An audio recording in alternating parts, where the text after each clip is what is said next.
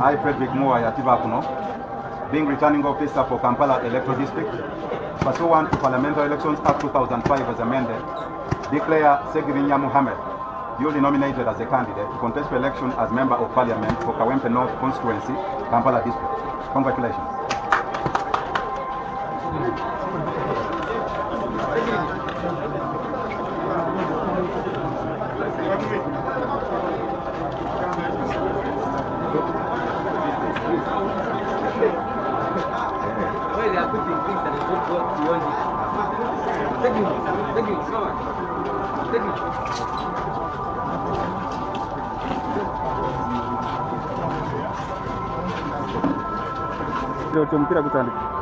Mpulira essanyu nti ba nominatinze nga candidate agenda okubeera nga mvuganyiza ku ticket eya NUP Kawempe North Constituency.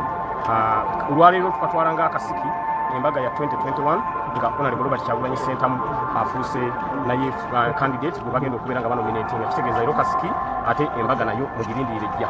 Naye nga ekkula lino lyentuuseeko kisooka nsooka okwebaza bannamawulire because bannamawulire eno obuwanguzi bwange bwonna bwentuukako mmwe kubanga ensi yali temmanyi ne munzija gye mwanzija ne mujja nga mu marketinga ensi nentegeera. Olwekyo ku step gyentuukako osooka okwebaza media olwokuba nti muyimiridde nange ebbanga lyonna ate ne neebaza ne bannakawempe okubeera nga bayimiridde nange mu nsonga eno.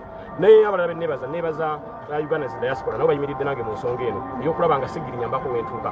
Njagala okubategeeza muleesi tuli bangi abeesimbyewo naye nga bw'olaba mu game park mubaamu obuyozi mubaamu obunyu mubaamu enkofu muleesi eno ndi njovu.